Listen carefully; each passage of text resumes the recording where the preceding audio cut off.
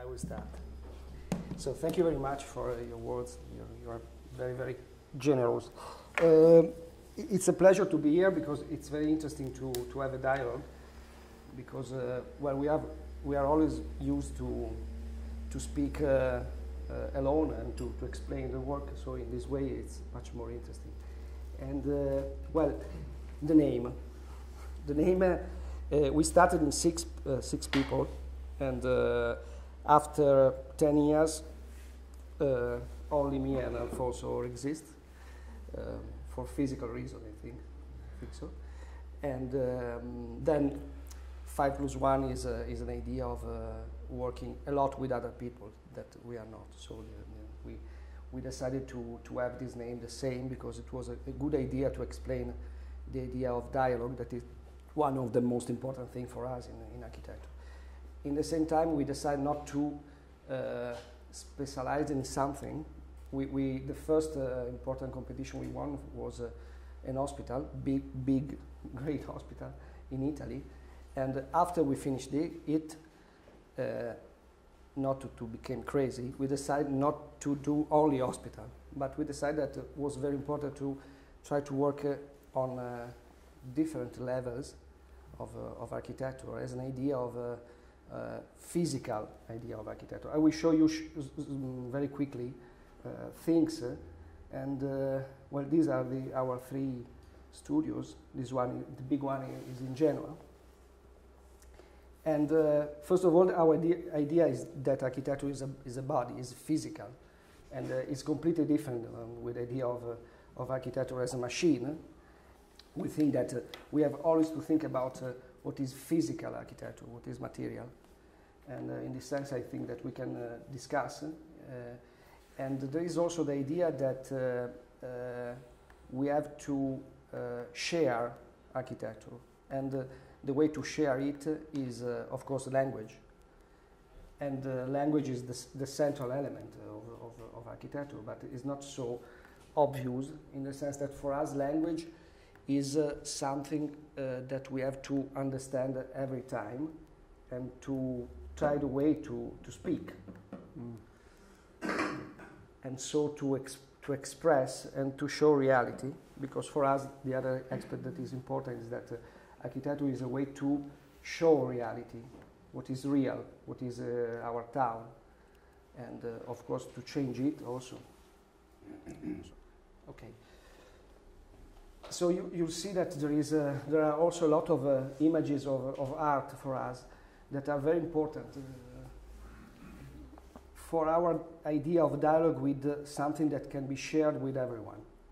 In the sense that for us, even if you don't know Brancusi, I don't know, or something like this, you can feel it, because art is something that belongs to everyone, even if you don't know it. So it's very natural for us to understand. For example, in this case, we worked with the colors of Morandi to rebuild a place that had been destroyed by artwork. And in this way, we try to work on intimacy with these elements. And the other element that for us is very important to share architecture is mito, we say myth, and because it's something that belongs to everyone. Also this, for example, in this architecture, in other, for example, in this that we are going to build in Rome, there is the idea of mirror, that is the idea of what is progress, what is new, what is movement, because this building is made on a railway. And the other aspect that for us is very important is the idea that no place doesn't exist, but it is perhaps exists the way not to see, not to read reality. And for us, every place has got something of incredible, and have something of that you can rebuild again with architecture.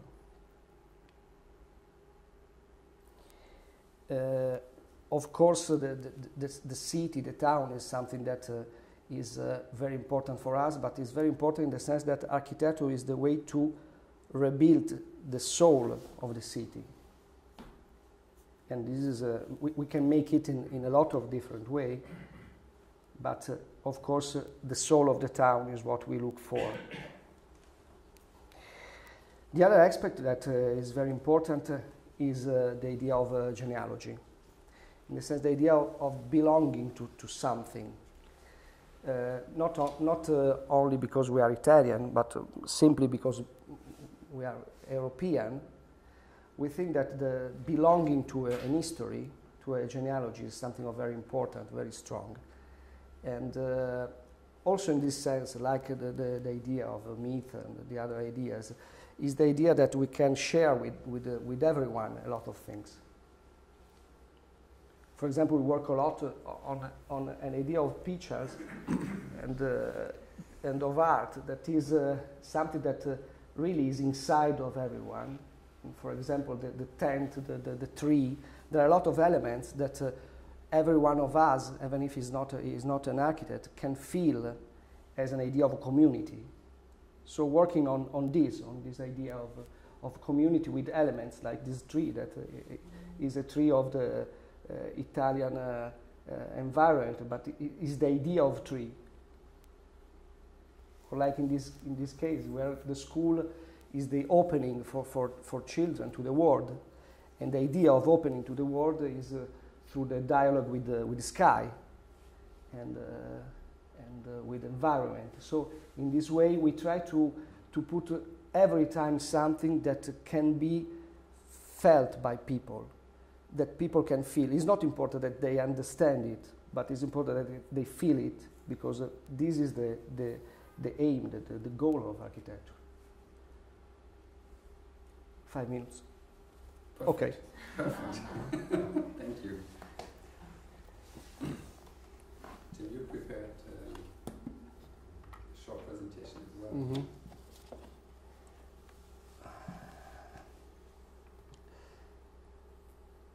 Okay, let's see. Actually, I'm a bit in advantage because he sent some of his ideas before and I didn't respond. So I knew that you would not like to talk about architecture as machine. So I picked this image to start with, which actually is an installation we just did, like last month. And so, but maybe as a starting point, it's fair. Because I think in a way, although it's called one-to-one, I think it's a bit an uneven match, because the way we work is slightly different, and if it is about architecture, usually is that we are not self-sufficient. We always have to be with a partner and to do things together. So maybe we are more people who reflect work of others or try to give it a different angle yet. So this is, it's called Sender. Actually, it's a second reincarnation of a robot installation that we financed by a sponsor, realized during the Light and Building. And actually, we made an installation which had a very different context and which did not fit there at all. I mean, it was actually made for a really empty situation. Mm-hmm. And here it was in the middle of the Fußgängerzone, the Zeil, very crowded place. So I don't know. In the end, we said, let's make it Light and Building, because in a way, we thought it's sort of like the end of a long research we are in, which is about how does technology affect architecture and how will these systems actually intervene with, let's say, the roof, a moving architecture, light in the night, and communication maybe, which is the main function of that installation, and which is, as I mentioned, part of a longer research where we are together with architects, which is about media facades. I think that's actually the only beautiful media facade we ever did together with Neto Soberano, which is also about communication, which is trying to make something more alive, but if you spot the grain, it's actually, that's the real size, it's me. It resembles the inner structure of the building, so it's really the effort to work with that. Actually, it's not a simulation; it's a photo. When the building was conceived, it was time when there was plenty of money in Spain. Now, unfortunately, it's not really open because of the shortage of money. There are other projects like with Wuha, Singapore, which are, a lot of them are on the track trying to, yes, do something with new forms of expression, but no, don't go all the way. So I don't think that we are actually so much high-tech people. We are actually slow and low and whatever tech people trying to actually not go to the farthest available, but to remain a link to the conventional methods of architecture in both of terms scale, resolution, speed, brightness, whatever.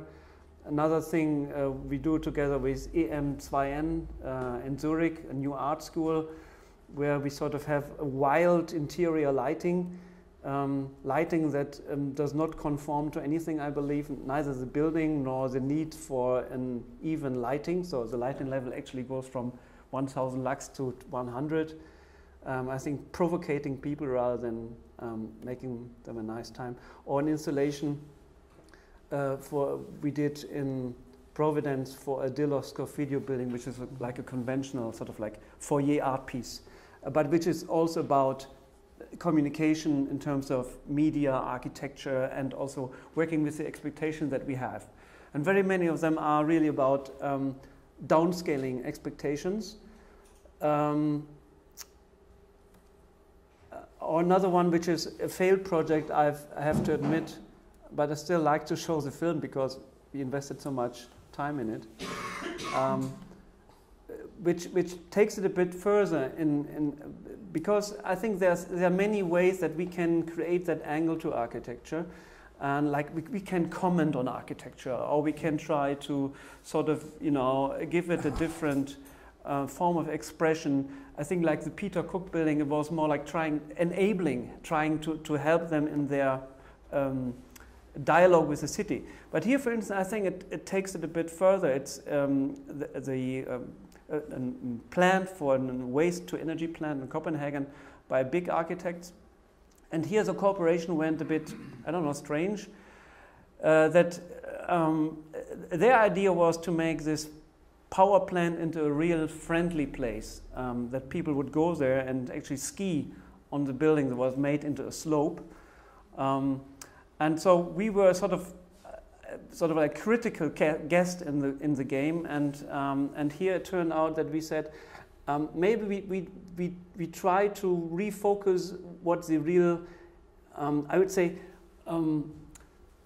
rather than trying to help them interpret and give a better image. Here it actually is that we say maybe we help them try to understand what they do, and so we said maybe really make visible what it's all about. It's all about this burning of waste, and so the idea is actually to pack half a ton of CO2 in a smoke ring and release it to the city sky to communicate also the throughput of energy, waste, and carbon dioxide on that.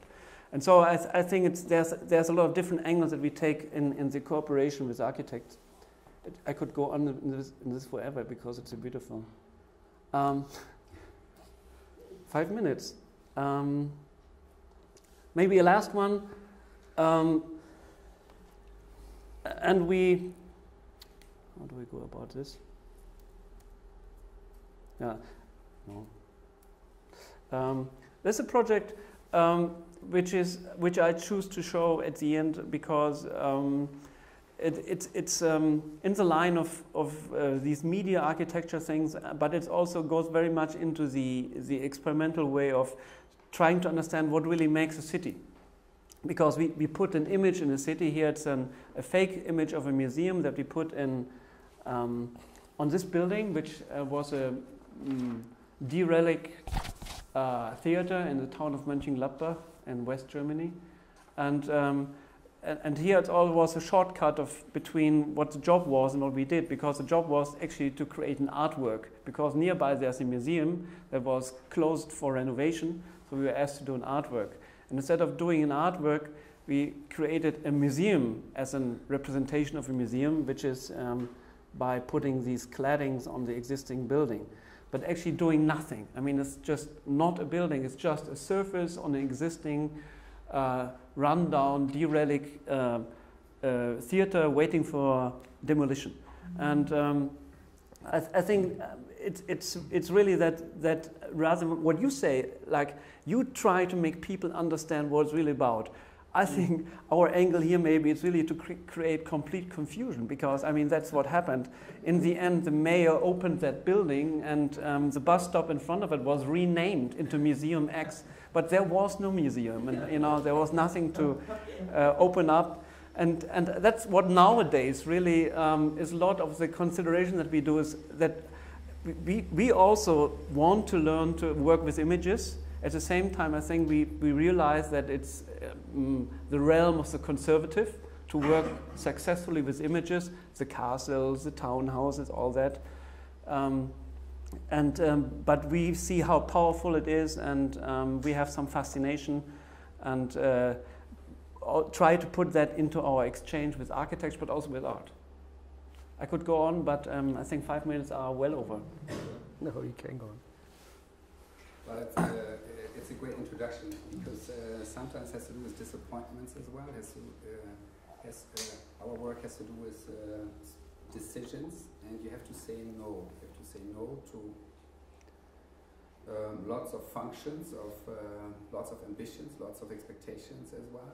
Yeah, that is part of the work of an architect as well, you would say, right? Gianluca, so what would you say no to? Well, I have to say that we try to say no to what is an idea of losing freedom, in the sense that I think that what we feel very, very dangerous is conformism, in the sense that you know, for me, conformism is when you kill someone and you think that you are not the one to kill him, but it's the world that killed him. Okay, I don't know if it's clear, and I think that architect soon has got this danger to make something that is very dangerous for people, and to think about that is something that you have to do. So we try to say no when there is this danger, and for this reason we think that we have not to explain to people, because one thing that we try always to do when we start to project and to think is that people is better than what you can think. In the sense, it's better in the feeling and in what they know and that they have inside. So we are not trying to be pedagogical, but we have to. We try to find what is inside of everyone and work on it. Okay, it's different from try to understand, to make people understand. It's not this one. It's to take what is inside of everyone and work on it. That is different, of course, in the sense that it's not something to learn, but it's something to say again strongly, something that they have forget, that they have decided not to see, that is usual in our town and everywhere, that you finish to see something because it's too difficult to see. We try to work on it and transform it in something of in connection with beauty. That is our aim. So if I had to say what is no for us is this, is not to produce beauty. If one ask us to do something that is not beauty, we try not to do it. So, do you want to create beauty? Yes, certainly, but I think we hardly ever succeed. I think other things are more important for us.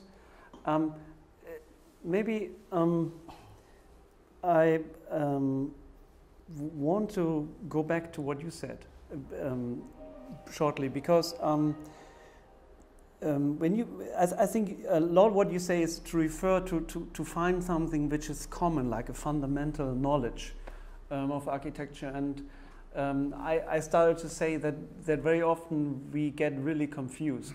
And I think because we are in this sort of like thin layer of creating meaning and communication, and very often we come to situations where we really lose a sense of like what is message, what is surface, what is behind, what is function. It rather turns faster and faster. One short example, I mean, we have done a few of these experimental media facades on architecture, and there's a lot of sort of, you know, skepticism about media architecture, especially in Europe.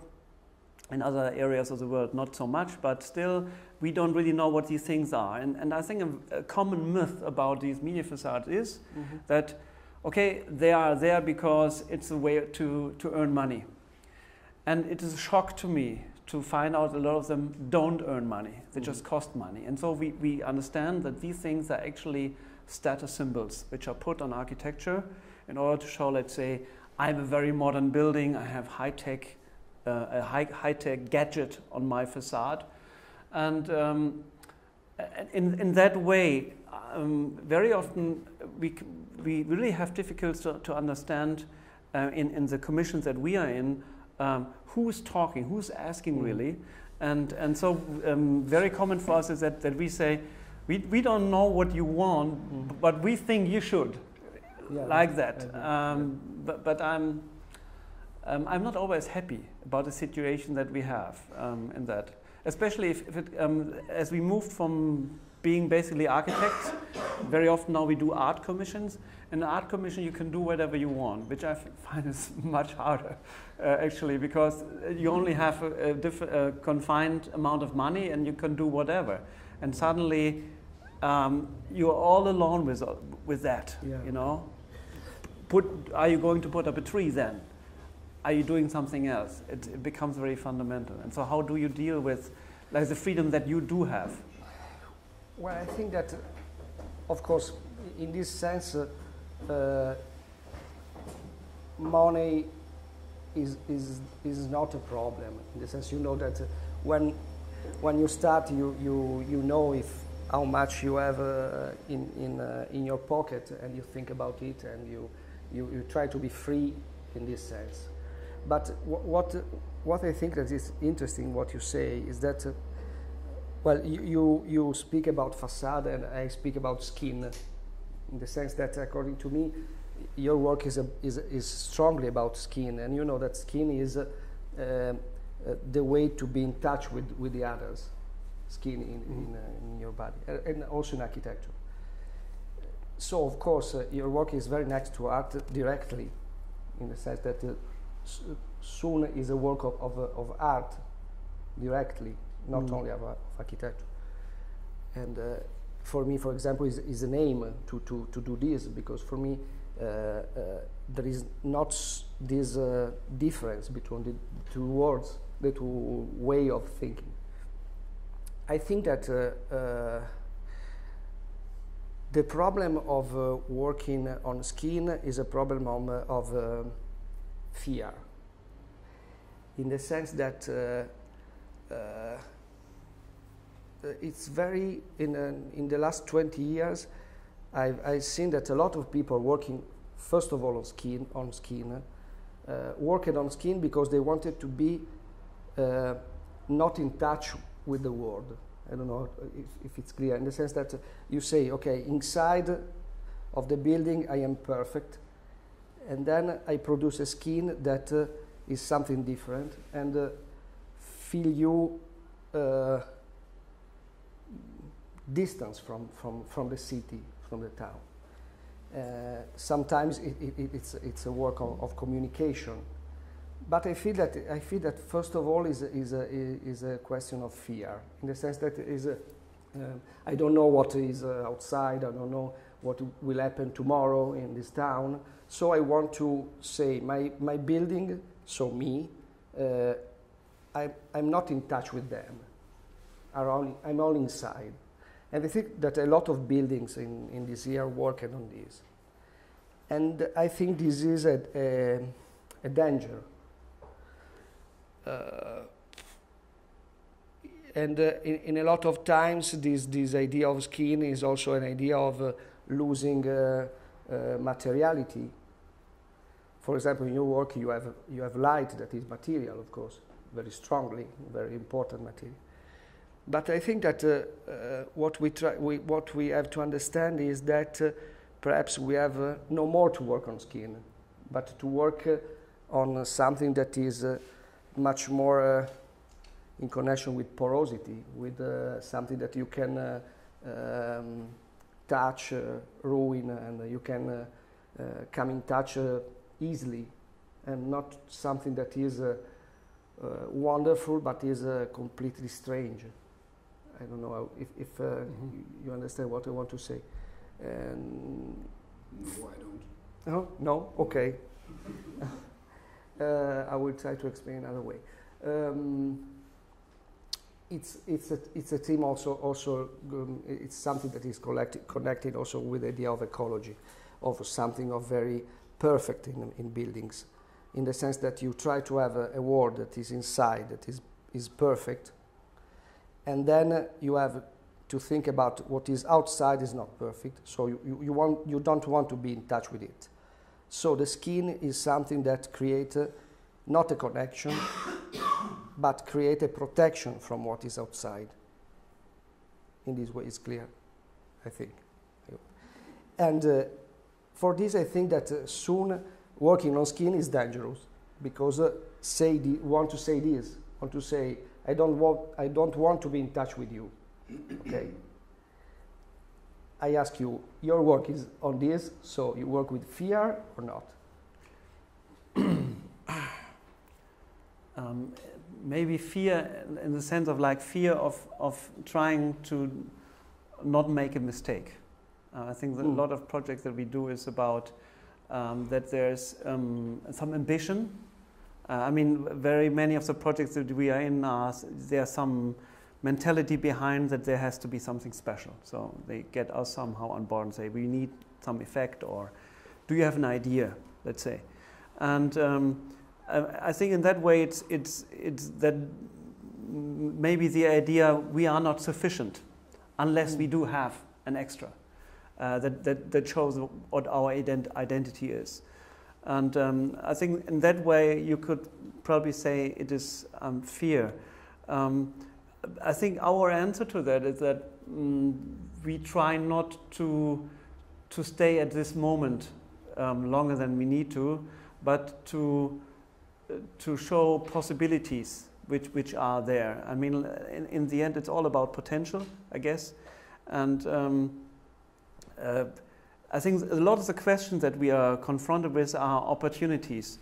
And there are many things that are currently withdrawing in terms of functionality. I mean, if we look at the structure of the city, we can say that probably we are in the second large wave of defunctionalization of the city. The first was made by motorization, etc., that we can shift functions around. Now we have the digital realm that allows us to basically do things anywhere without with it actually going there, which decreases the need to place functions in a city, in a certain house. And I happen to ask myself how basically there's a freedom, a freedom to put functions anywhere or not have them at all. We don't need to have the Finanzamt, the financial office in the city. It could be in Canada, or maybe it should be in the United States to make things easier. But offshore, okay. Offshore. But which leaves us with a question. I think that's why I'm also very interested. You as an old European Italian, what is it leaves us with in the city? And I think some of the answers we can see already. The commercial idea of the city, which was based of having shops, it converts in some parts that shops are replaced by showrooms, which is they give an idea about product. In former times there was a shop and there was production and there was a pigs and everything was in one house. typical house like that. And now in this area, the pigs are out and the horses are out, the production is out, and they sell. If you go to a bigger street, they don't sell anymore, they show and selling somewhere else. But it opens up questions like, why should we go to a city? And maybe we have a natural need, like the tree, a natural need to go to a city to assemble. And then the city, I think, becomes like a stage. Now it's a backdrop to our life. So on Saturday, we go to the city to buy new shoes. It's stupid, because shoes are cheaper on the internet. But still, we choose to go to the city, buy shoes, then we drink a coffee, say hello, nice that you are here. And it's a social happening. It's an event that we do. But the facades become a backdrop, and which I think is a potential to look at facades. But of course, it creates fear. You know, because there's no like security that I can say, well, because the structure behind is that in that way, the facade, like in the modernist sense, naturally forms into that form. You know, we don't know. You know, I think that what you are saying is in connection with the idea of wonder. What is amazement? Yes. Shining is what is that is something of very interesting, because you know, you can say that wonder is something of a very commercial in architecture, of course, in the sense that something that you have never seen, or something of brilliant, something of very strong in images, is very commercial. But on the other side, you know that wonder is also a way to, is the shock that you create. Because I feel that what you say about the relation between art and architecture, I think that is very interesting to say that you worked on shocking, not with, of course, with something of violent, but to create a shock is to create a reaction. And so a reaction could be also positive reaction, in the sense that you can shock someone with these ideas, and these people start to think about what is happening, and understand that it's much more interesting to buy shoes there than by internet, because they are shocked again from the town, by the town. So perhaps this one is an aspect that is very important in our work, to create. When I understand you correctly, you started off with the skin as a sort of a more defensive part of the body. Could be. Yeah.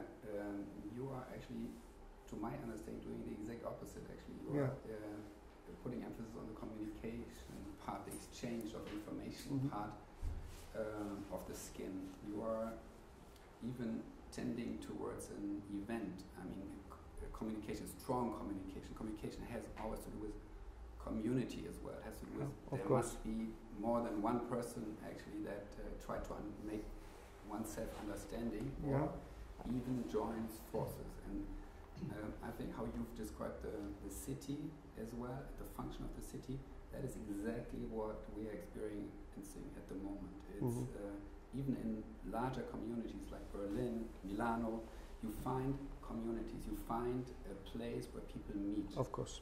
Potsdamer Platz, for example, was a far better place to meet when your installation was on. Yeah, because that was in a far more skilled way putting something like a fireplace on this big traffic road, on this crossing actually. Yeah. And I think for you as well, I understand that out of your schemes as well, bringing people together is extremely important for you. Is that correct? Yeah, but what I want to say that is exactly this, in the sense that sometimes we have to use shock to make people belong again to the city, to the town, and choice again to leave your street, square, all these things.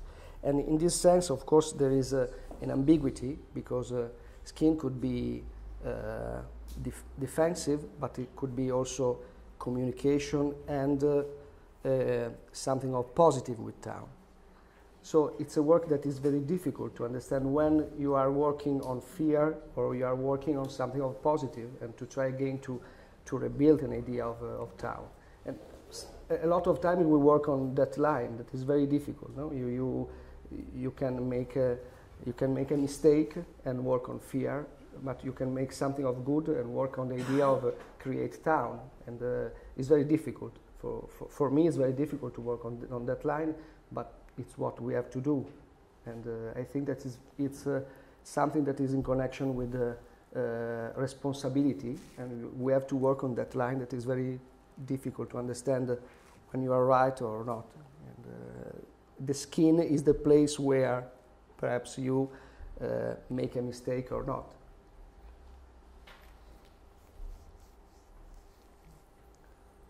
Well, it could be the volume as well. Could be the way you communicate. Of course. As well.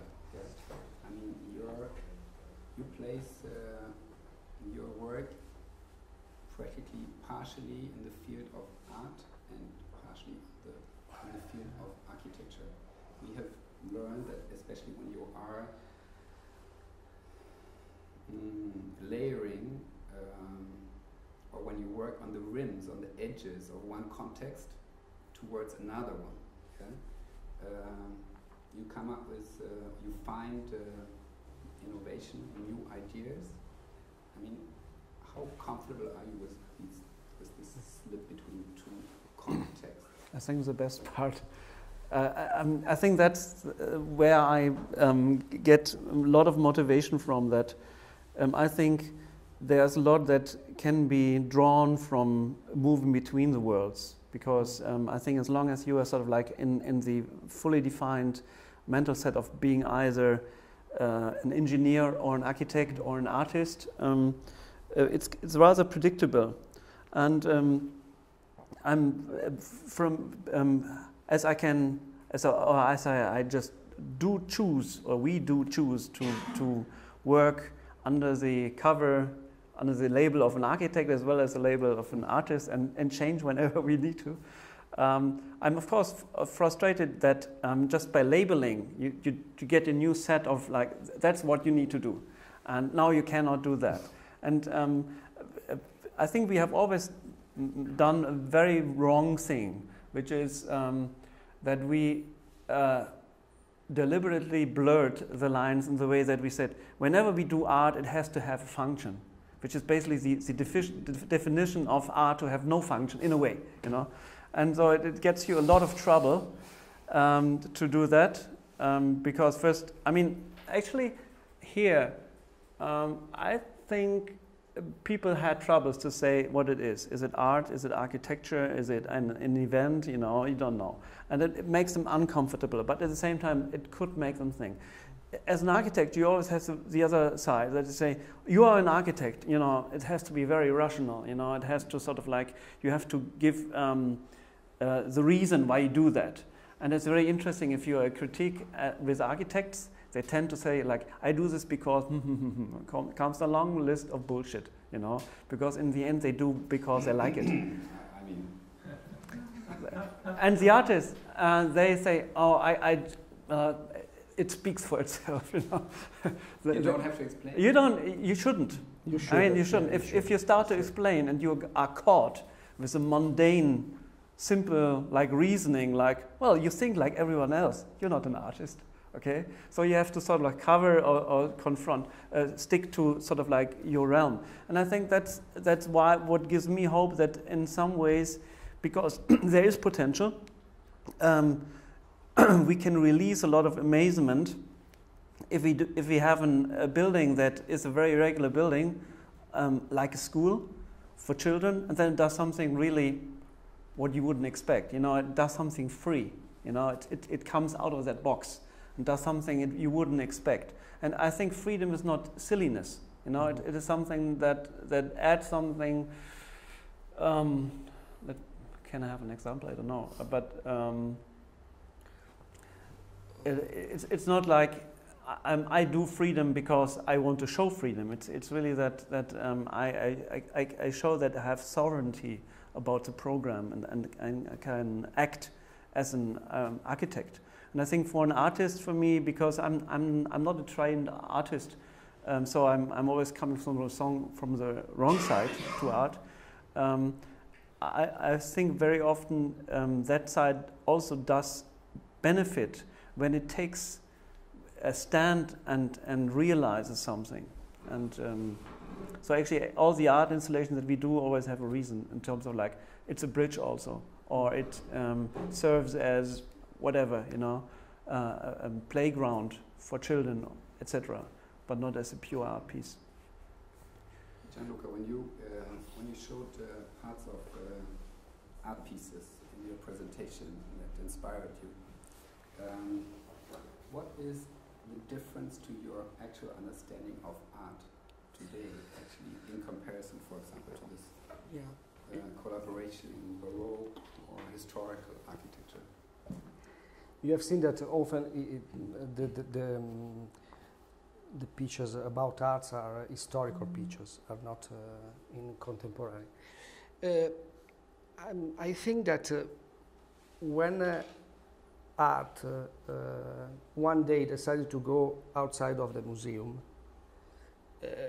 happened something that as without return, in the sense that when they went outside, they became something that is different from the idea of art that it was before. And for us, that we are architects, was something of very hard to understand and to accept, in the sense that I think in the last year a lot of artists made much more architecture than architects, perhaps.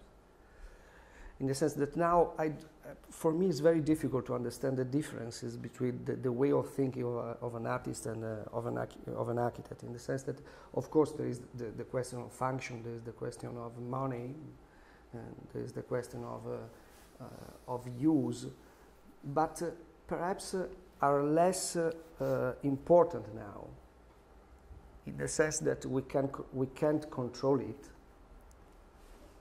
I don't know if one time we are able to control it, but now it's very difficult to control it. And control what?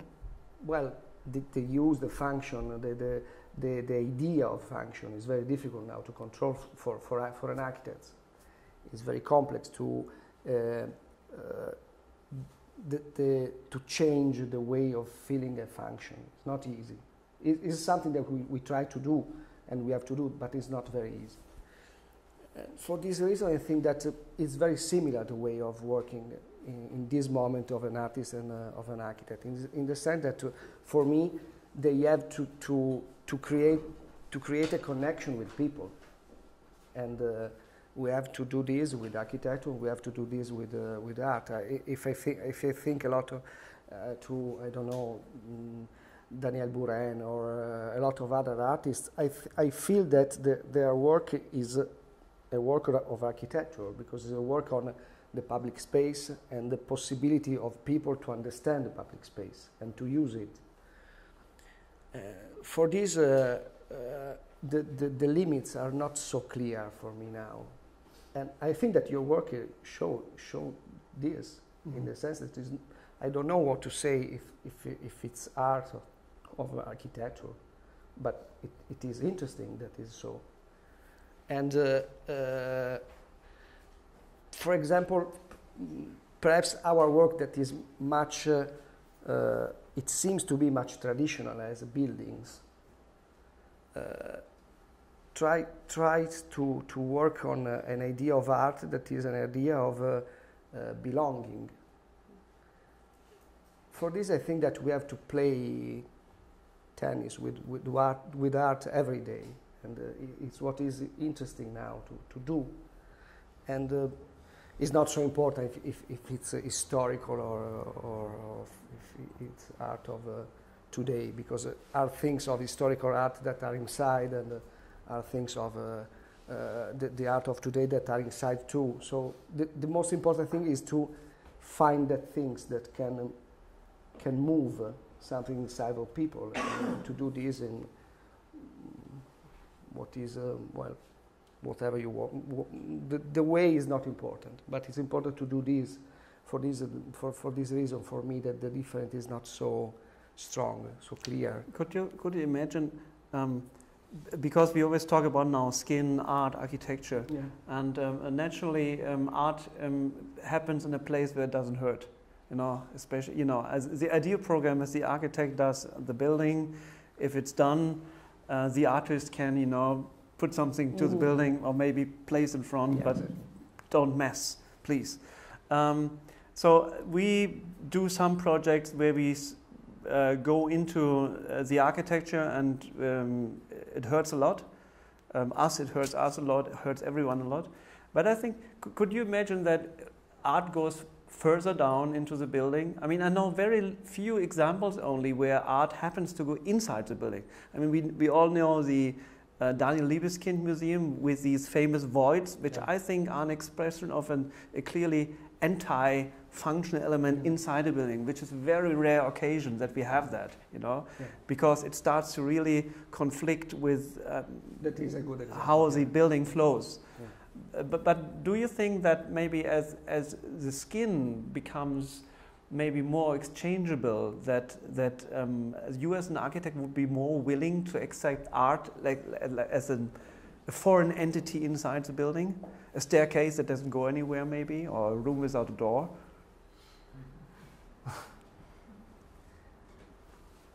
I don't know what to say. No, in the sense that the example of the museum by Libeskind is very clear for me, in the sense that it is art. Everything there is art, in the sense that it is made to feel strongly something, and it is made by architecture, by art, and I don't feel important to understand where is the artist and where is the architect in that building, because it's something that is strongly together in this sense, totally together. I don't know if someone arrived after to do a work or not.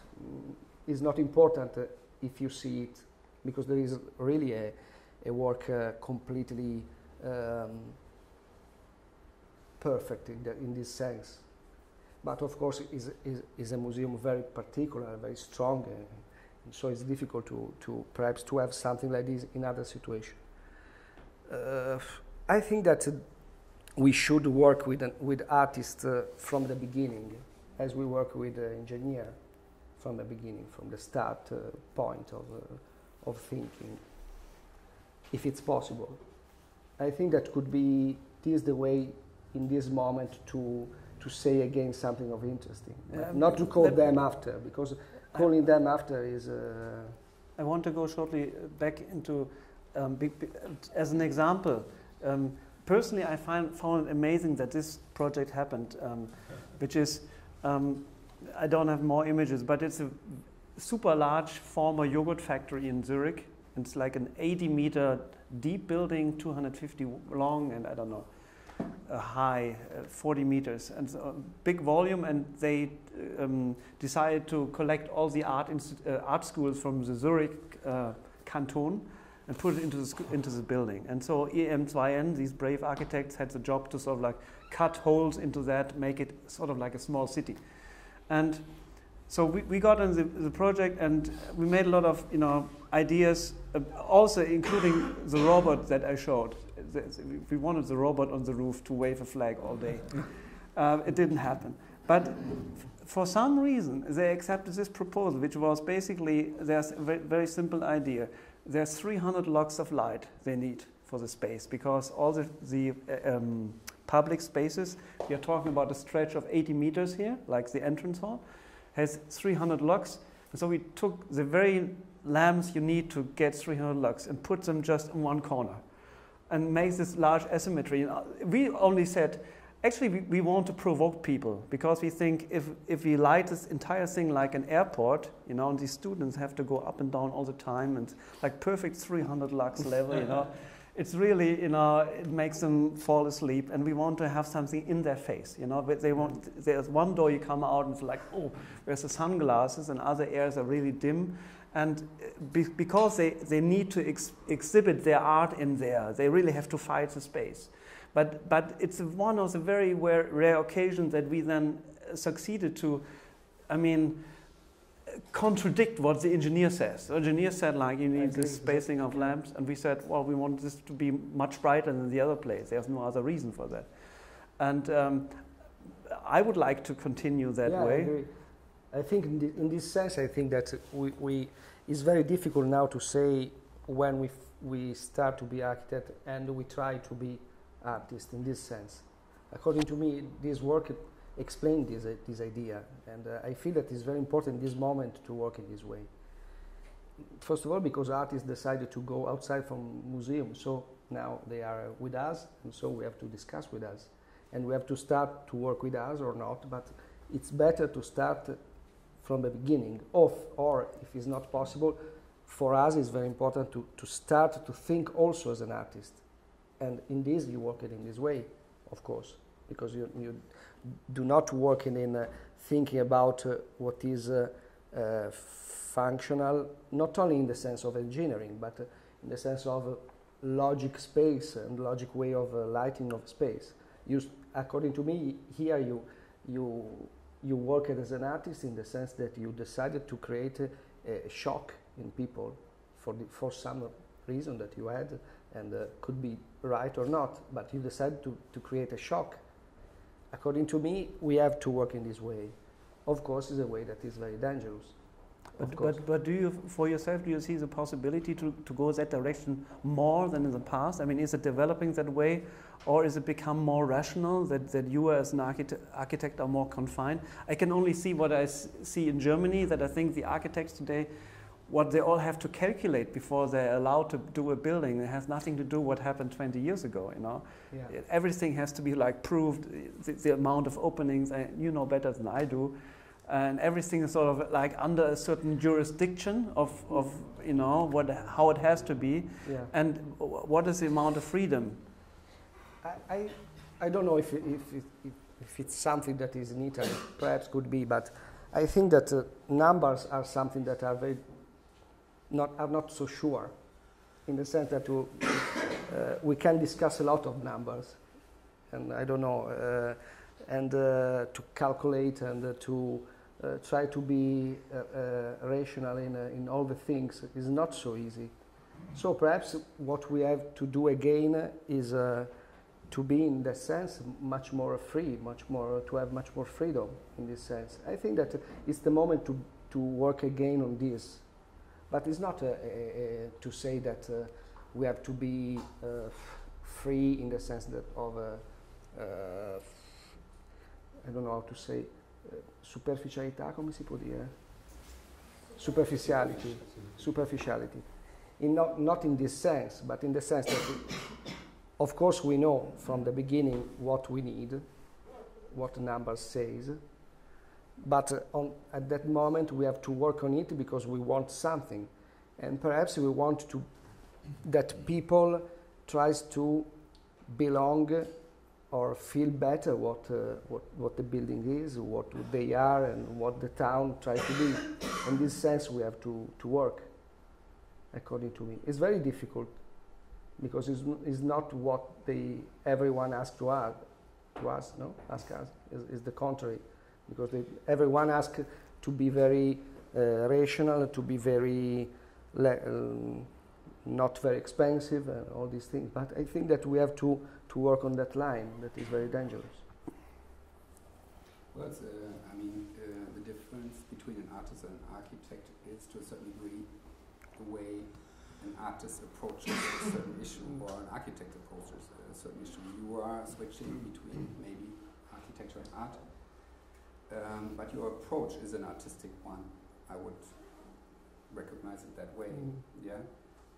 Your approach is, the way I understand your explanations, is in the first place the approach of an architect, but you try to understand how do artists actually approach the same issue, and try to check out on that strategy, on this approach, on this method of coming up with ideas, maybe a narration, maybe a statement, a vision actually, that goes beyond functionality and the expectation of a practical architecture. Is that correct? Yes, could be. I try to say one thing more. Respect what you say. That I agree with you. I agreed with you. I think that we have to work on something that is not visible. I don't know. It is not easy to understand, but to explain, not to understand, to explain. In the sense that as an architect, we always try to work on what is, of course, visible, and you build something that is visible. I don't know if it is a work of art, but we have always to put inside of something that is evident and visible something of potential, of invisible that is inside of the building. I don't know to explain. For example, the work of Christo in arts, the packaging of buildings or these things. What is the power of that work? The power is that it tries to show you what is invisible in a building that you are used to know. What is also invisible in a way as a child can see it, or something that you have finished to see, and packaging it, you see it again. Okay, I think that also in architecture we have to do this, to build something that is clear, but to have something that tries you to understand something that you have forgot, that is not so directly visible. And for this reason, I think that we are next to a work of artists. Of course, it is right what you say, that we start thinking as an architect. There is a moment in which you try to work on something that is much more in connection with art in this sense. If you look for something that might have been forgotten, comes out of what you've seen before, is it that you work on something that has no one seen before? Is that possible? Are you asking me? Yeah. I didn't understand the question. So Gianluca's just the creation of something completely new. That he tries to recall something that comes out of the childhood of the people. Yeah. So looking to a certain degree backwards to experiences. Yeah. Yeah. Could it be that you do the opposite, that you try to create something that no one has seen before, definitely not in childhood? More the latter. I think, yeah. I don't think that the work we do is very romantic. It's more that we, in an analytical way, maybe see that certain things work in a certain, develop in a certain way. And then we try to think, well, if they actually go that far, what is going to happen? And maybe we can already picture that. So I think it's rather trying to see what's in the future than in the past, if I have to make the choice. But actually, I wouldn't say it's so much on the time scale. I think also when what you said before, it developed now into like an architect versus artist talk, which is only one of the possible outcomes, I guess. But what I think is really interesting, and I think where we are, whatever you call us, are different from many architects that we know, is that since we have no home, we have no limits. You know, basically, there's unfortunately we didn't talk about the commercial aspect of our offices. There's no like homeland for us where we know that that's how the industry goes and that's how you know. Well, the typical commission of Reality United does not exist. Okay. The good thing is, or maybe it comes out of that, das heißt Not, need, the neediness, that we have to go very far. And we have to go very far on this planet to maybe find a very tiny project. Mm-hmm. There's a very tiny project happening in Edmonton, Canada. You know, it's about half the size of the room in Edmonton. You know, it's just. It's not. We do not work in Edmonton because we have covered everything until Edmonton. So it's like the next step of expansion.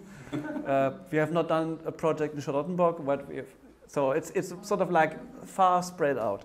And in that way, what I find inspiring is to make people say, maybe I could do that. And I think that's a very good thing for architects. I think when we started to do these media facades, it was a situation where this was like a foreign topic. You know, the architecture, the building, then there are these media things, and someone else should do it. That was like the common situation of architects. And I'm very happy that since the last 10 years, it has changed, that architects have very often seized responsibility for the moving surface. We will be the designers of not static objects, but moving objects soon, and has started to begun. And I think in that way, there's a lot of responsibility in this world which is moving away from architecture, and I'm not really certain where it goes to. Like in former times, as an architect, by putting walls, for instance, you could design trade in a city. Medieval city, put up walls, that's how you design trade. Today, with walls, you cannot design trade because trade is in the internet. But I'm not certain if the people who design complex realms of human life on the internet, in other design areas, in economy, that they have a similar stand as architects, that they try to look at things in a similar way. So that, like, I always say, I would like to see architects to become more expansive and say, I am now also interested in that, and that could be also my part of the business, and I have a better idea on that as well, rather than staying inside the skin, behind the skin of the houses. So I just see on your watch we are about to come to an end of our discussion, and then we open it. Maybe you will have questions as well, but I would like to ask you one more question, both of you, and that is, what sort of we have. I would like to talk once more about the problems, the challenges, and what makes you really furious. So maybe you could share that with us. For the future, you say? What really makes you furious? Furious. Furious. What makes you angry? What you really hate? What you think should definitely be changed? Whoa.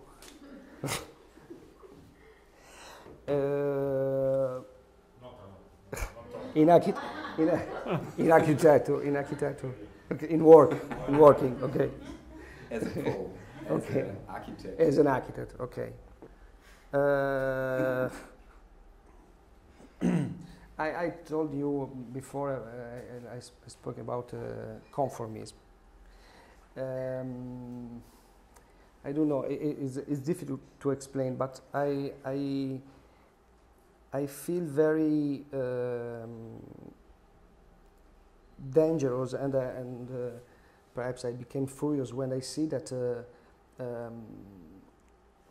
the work of architecture is not a work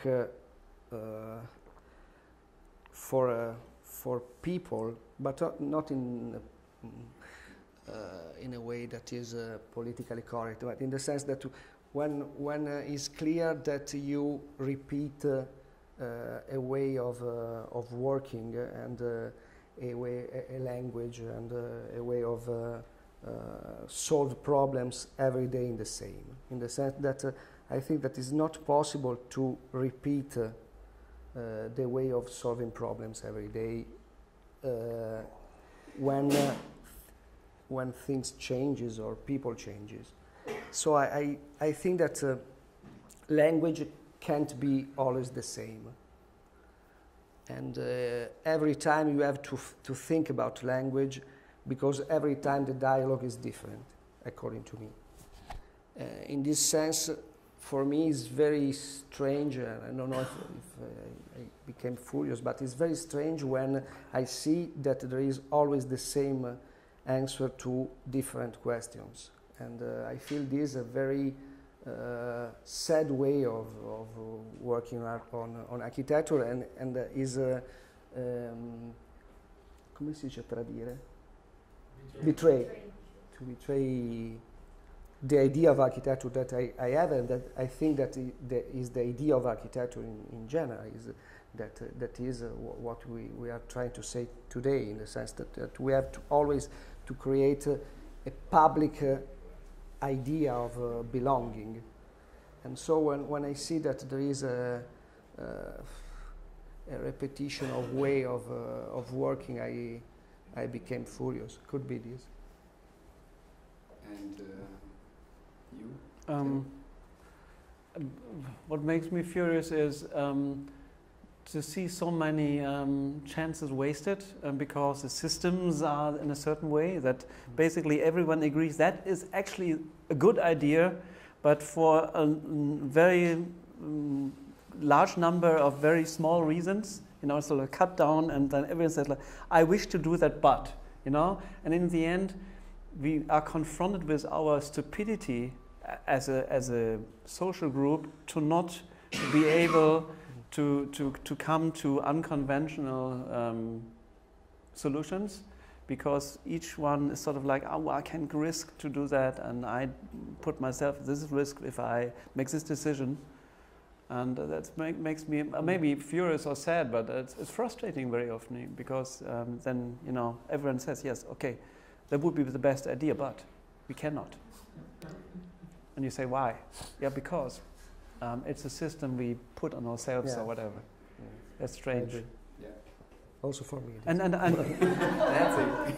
And also, I think... Thank you very much. I don't know how you feel. I mean, I guess many of you are architects. Also, I think, in general, the number of passionate people in the building industry is becoming smaller, because maybe in former times, I imagine, I didn't experience, that you would have an architect who says, I want, I don't know, flowers. But you also would have like an owner who says, well, I want, and at least even if it's a stupid idea, there's a will, I want expression, I want this to be, and there's some friction. But today I see all these round tables where, people try not to make mistakes. Mm-hmm. That's basically the bottom line of making decisions, not to make mistakes. That's not fail harder, right? That's way to go. Yeah. So do you have questions? Is there anybody of you who would like to ask a question that has not been answered yet? I'm a bit frustrated by the dialogue, because it seems that everybody wants to be an artist. And in fact, we are here to talk about architecture. And as you have seen in this past weekend, there's an increasing amount of artists, and the cities are being filled with artists, and art is in the process of becoming a somewhat boring occupation, being driven by very cynical gain from very few people in the finance world. And I think that as architects, we should have just take a stand on this and say, fuck this all this art.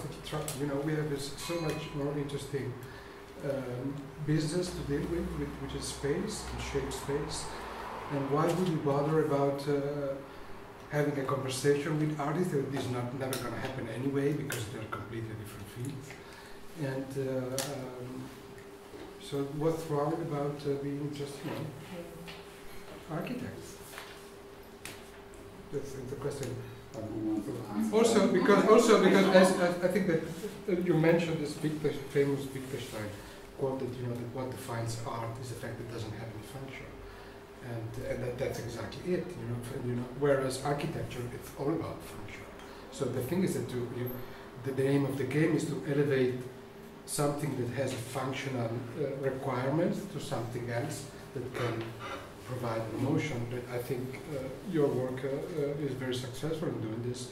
But I would never doubt that your work.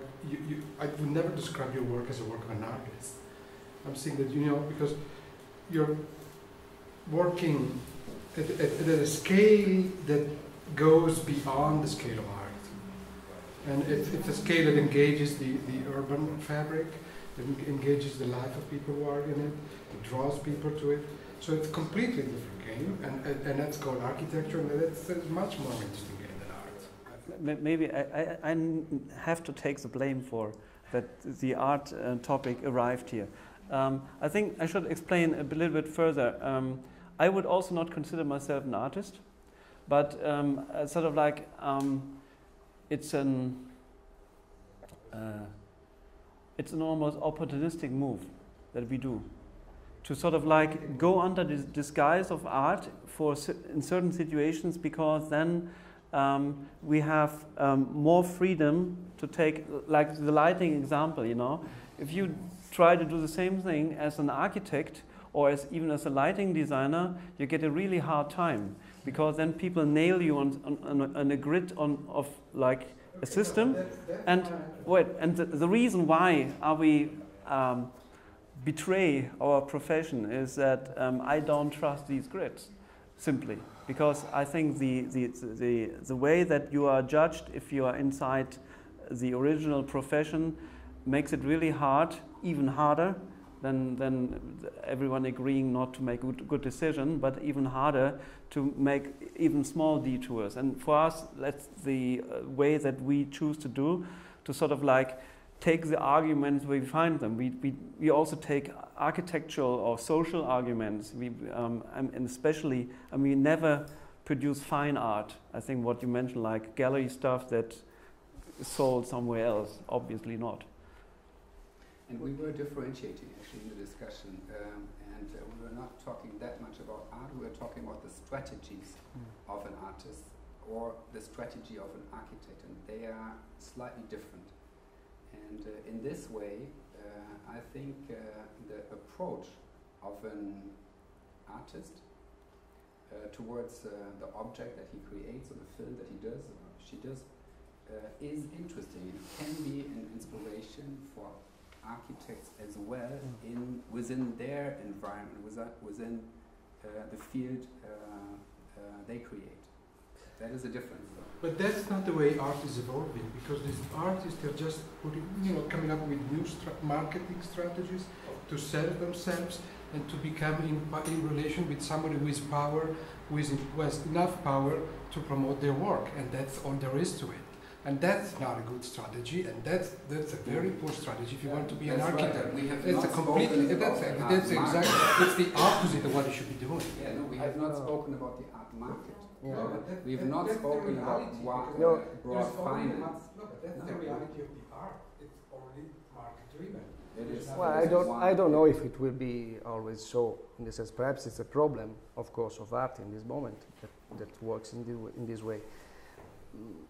I hope that it will be not in this way forever, in the sense that in this moment perhaps it's not so interesting what is happening in art. I want to say one thing. In the sense, I think that as an architect you have to ask to yourself, we have to ask to ourselves, what is the need that we are trying to answer? So I'm not so sure that the need that we are answered to in this moment is only a need to be functional.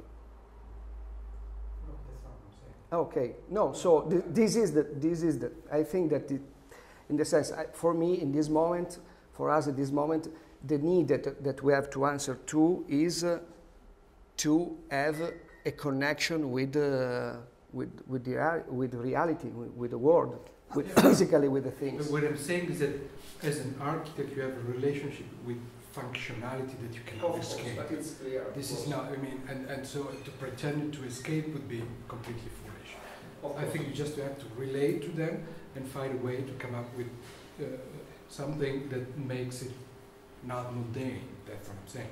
But this is it's the nature of the profession or discipline or whatever. No one says that this is not. Of course, this one is clear. Of course, it's not this. I think that we have to answer to a lot of needs, not only this one. And in this sense, I think that thinking about the way in which art works and works on people. Of course, art is faster, and this is important because it is something that shock you immediately and create a reaction. Yeah, but that's the other thing.